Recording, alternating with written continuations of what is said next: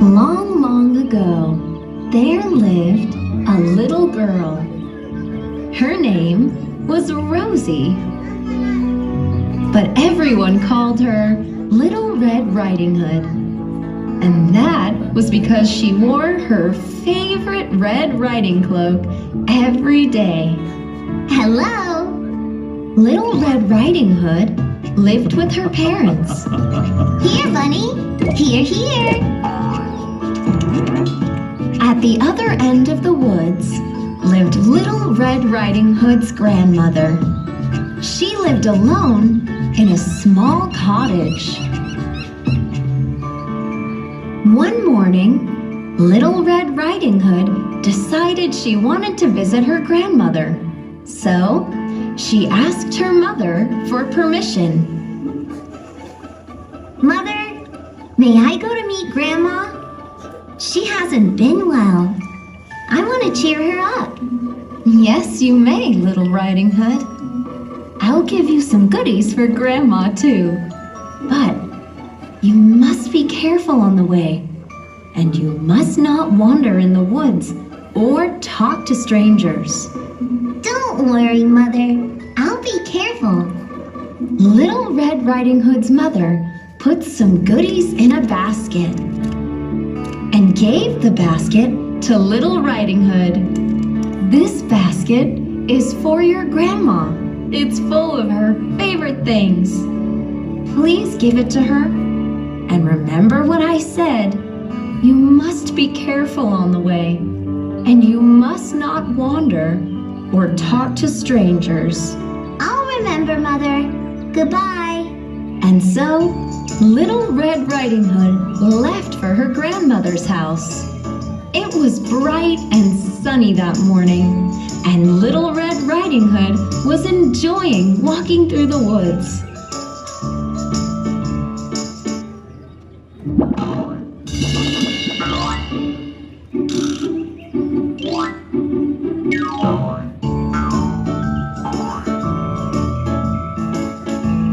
On the way, she spotted some beautiful flowers. Oh, look at those flowers! They're Grandma's favorite color. They'll surely cheer her up. I should pick some for her. So, Little Riding Hood wandered into the woods to pick flowers. While Little Red Riding Hood was picking the flowers, a wolf came by. He stopped when he saw Little Red Riding Hood. As he watched her, a wicked thought crossed his mind. That little girl looks delicious. She will be mine. The wolf went up to Little Red Riding Hood and spoke to her in his friendliest voice.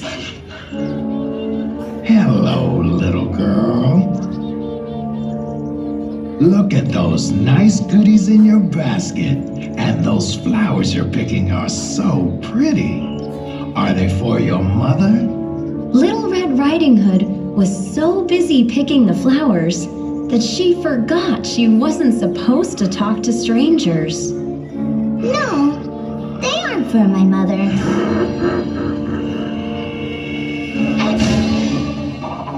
They are for my grandmother. I'm going to visit her.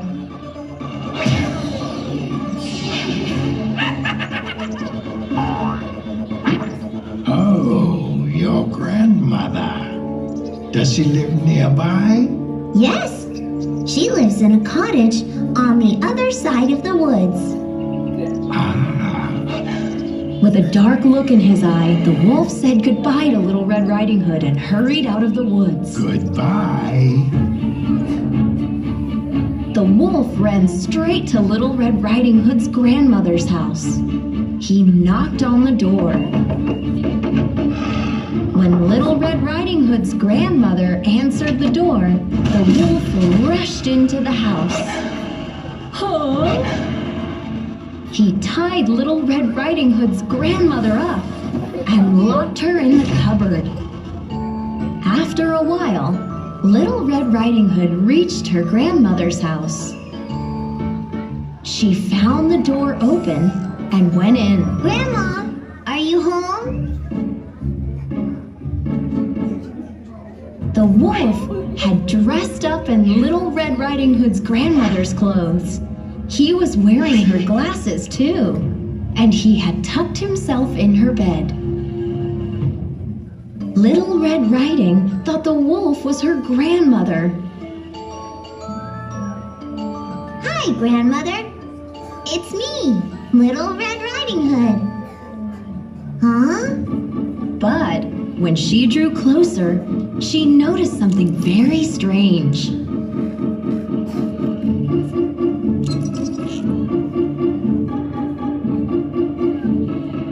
Grandma, your ears look bigger. The wolf was very hungry, so he tricked her into coming closer. My ears are bigger, so I can hear you better. Come closer, my dear.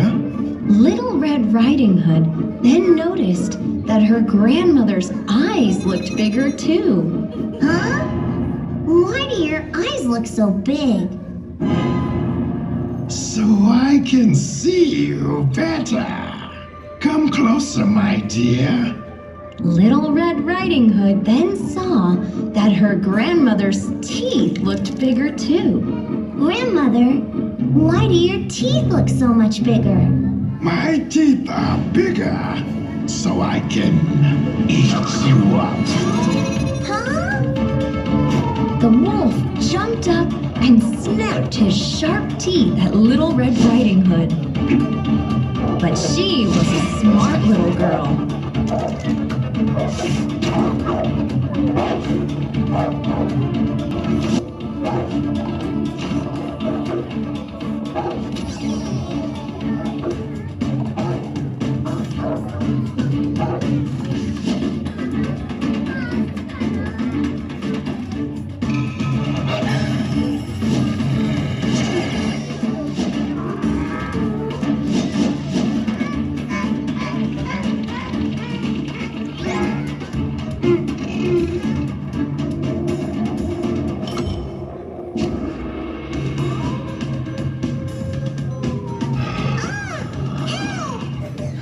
She screamed for help.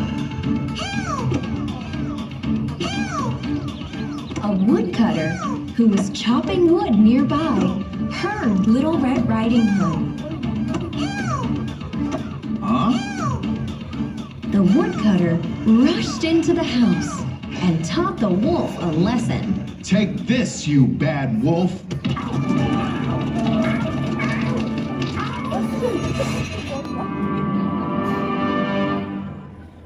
The woodcutter and Little Red Riding Hood then rescued Little Riding Hood's grandmother from the cupboard.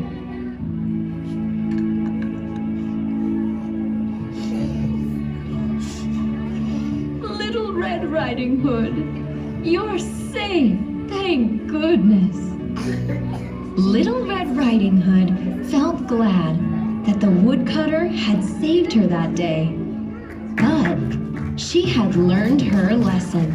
From then on, when she went out on her own, she always listened to her mother and never ever wandered off or talked to strangers again.